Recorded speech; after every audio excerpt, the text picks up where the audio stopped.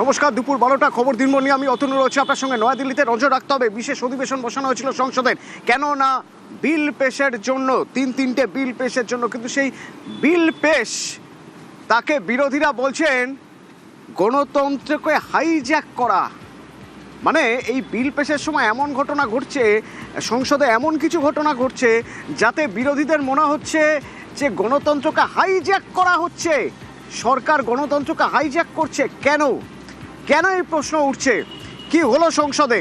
তুমুল হট্টগোল। আমার সঙ্গে রয়েছেন মৈত্রী, নয়াদিল্লি থেকে। মৈত্রী, কি হলো? এই তিনটে বিল তো পেশ হওয়ার কথা ছিল, কি হলো? দেখো, এখনো পর্যন্ত কিন্তু বিল পেশ করতে পারেননি সরকার পক্ষ। তার কারণ এই বিল পেশেরই বিরোধিতা করেন বিরোধীরা, এবং প্রবল বিরোধিতার মধ্যে তাদের বিরোধীদের তরফ থেকে ভোটাভুটির দাবি জানানো হয় এবং সেই দাবিতে ভোটাভুটি হয়। এবং তারপরে যদিও স্পিকারের তরফ থেকে বারবার করে বিরোধীদের অনুরোধ করা হয় যে বিল পেশের বিরোধিতা যেন তারা না করেন, কিন্তু বিরোধীরা অনড় ছিলেন এবং সেই পরিপ্রেক্ষিতে ভোটাভুটি হয়েছে। এবং সেই ভোটাভুটিতে দেখা যাচ্ছে উপস্থিত সদস্য সংখ্যা, সাংসদ ছিলেন 333 জন, তার মধ্যে বিলের পক্ষে 207 জন এবং বিল পেশের বিরোধিতায় 126 জন ভোট করেছেন।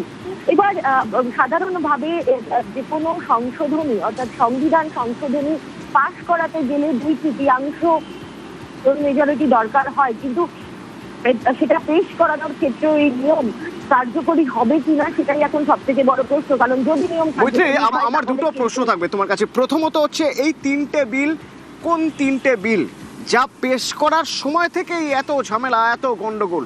দ্বিতীয়ত, আমরা দেখে এসেছি যে বিল পেশের পর তারপর ভোটাভুটি হয়, সেইভাবে বা ধ্বনি ভোটে পাশ হয়ে যায়, সেইভাবে পাশ হয়। কিন্তু বিল পেশের সময় ভোটাভুটি চাইছে, ভোট চাইছে বিরোধীরা, কেন? তার কারণ হচ্ছে যে তিনটে বিল আনা হচ্ছে, তার মধ্যে প্রাথমিক যে বিলটি আনা হচ্ছে সেটি হচ্ছে, যেটির কথা সরকারের তরফ থেকে বারবার প্রচার করা হচ্ছে, যে মহিলা সংরক্ষণ যে বিলটি পাশ হয়েছিল 2023 সালে, তারই সংশোধনী আনা হচ্ছে। এবং সংশোধনী পাশ করিয়ে অবিলম্বেই এই যে মহিলা সংরক্ষণ বিল আছে তাকে ইমপ্লিমেন্ট করা হবে, অর্থাৎ 33% মহিলাদের আসন সংরক্ষণ করার বিষয়টিকে পদক্ষেপ করা হবে সেন্সাসের উপর নির্ভর না করে। তৃতীয় বিলটি ডিলিমিটেশন বিল, যেটা 1976 সালে শেষ ডিলিমিটেশন হয়েছিল এবং 76 সালে ডিলিমিটেশনের পর ডিলিমিটেশন আটকে ছিল। সেক্ষেত্রে দাঁড়িয়ে সরকার পক্ষের তরফ থেকে যে বিলের যে কপি পাঠানো হয়েছে সেখানে উল্লেখ করা হয়েছে যে 2011 সেন্সাসের উপর ভিত্তি করে ডিলিমিটেশন করা হবে। ফলে যদিও তাদের তরফ থেকে মৌখিকভাবে বিরোধীদেরকে জানানো হয়েছে যে 50% সিট বৃদ্ধি করা হবে, এই দুটোর মধ্যে ফারাক রয়েছে। তার কারণ, যদি 2011 ডিলিমিটেশনের 2011 সেন্সাসের ভিত্তি করে যদি ডিলিমিটেশন করা হয়, তাহলে দক্ষিণ এবং উত্তর পূর্বের রাজ্যগুলি কিন্তু বেশ কিছু আসনে পিছিয়ে পড়বে, বা তাদের আসন সংখ্যার যে বৃদ্ধি হবে সেটা মধ্য এবং উত্তর ভারতের আসন বৃদ্ধির সঙ্গে সমানুপাতিক হবে না। তার কারণ জনসংখ্যার হারের উপর গোটা ব্যাপারটা নির্ভর করছে। যদিও সরকারের তরফ থেকে বলা হয়েছে যে তারা গোটা বিষয়টিকে ব্যালেন্স করবেন এবং 50% হারে সিট বৃদ্ধি করা হবে, তাহলে আসন গিয়ে দাঁড়াবে 850-এ। ফলে সেক্ষেত্রে দাঁড়িয়ে একটা খুব সাধারণ উদাহরণ যদি দেখা যায়, যে যদি আসন পুনর্বিন্যাস হয় এবং যদি 2011 হিসাবে হয়, 2011 সেন্সাসের হিসাবে, তাহলে তামিলনাড়ুর আসন হওয়ার কথা 39 থেকে বেড়ে 49। কিন্তু যদি 50% আসন বাড়ে তাহলে 59 হওয়ার কথা। ফলে অন্ততপক্ষে 10টি আসন লুজ করছে তামিলনাড়ুর মতো রাজ্য। ফলে তারা মনে করছেন যে তাদের যে ভয়েস সংসদে, সেই ভয়েসকে আটকে দেওয়া হবে। পাশাপাশি আরো একটি ইউনিয়ন টেরিটরিজের একটি বিল রয়েছে, যেটিকে এই সংশোধনীর সঙ্গেই পাশ করানো হবে। মূলত এই দুটি বিল নিয়ে সব থেকে বড় আপত্তি বিরোধীদের, মূলত ডিলিমিটেশন বিল নিয়ে। তার কারণ, তারা মনে করছেন যে এই ডিলিমিটেশন বিল আনার মাধ্যমে 2019 সালে নিজেদের লক্ষ্যকে পূরণ করতে চাইছে, মধ্য এবং উত্তর ভারতের ডমিনেন্সকে প্রতিষ্ঠা করতে চাইছে, সেখানকার আসন যাতে বেশি বেড়ে যায় সেটা সুনিশ্চিত করতে চাইছে সরকার, এবং সেই কারণে এই ডিলিমিটেশন বিল আনা। বিরোধীদের পক্ষ থেকে বারবার করে অনুরোধ করা হয়েছিল যে আলোচনা করা হোক, এই বিল আনার আগে সর্বদলীয় বৈঠক করা হোক। এখানে একটা খুব গুরুত্বপূর্ণ জায়গা রয়েছে। হ্যাঁ, এটা ঘটনা যে মাত্র 3 দিন সময়, 3 দিনের বিশেষ অধিবেশন, এটা ঘটনা, এটা ফ্যাক্ট।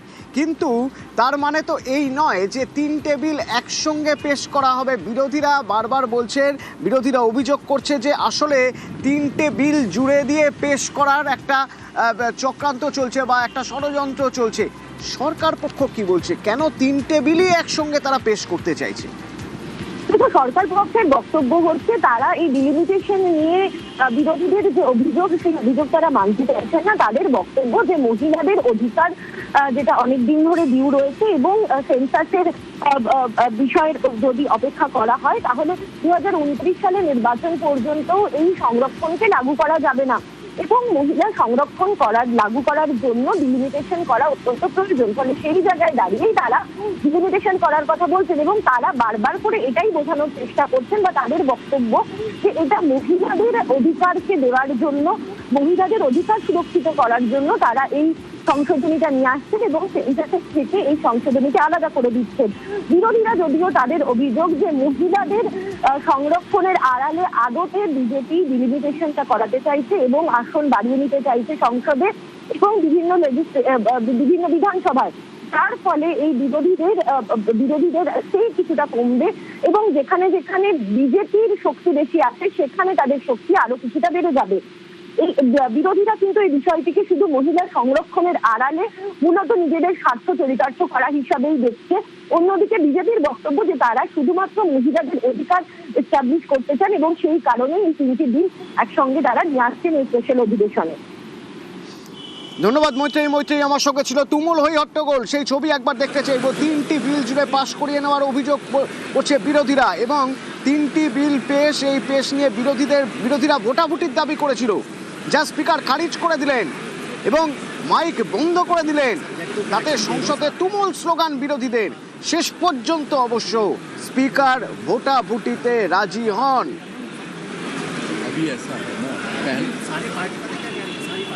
कांग्रेस में कह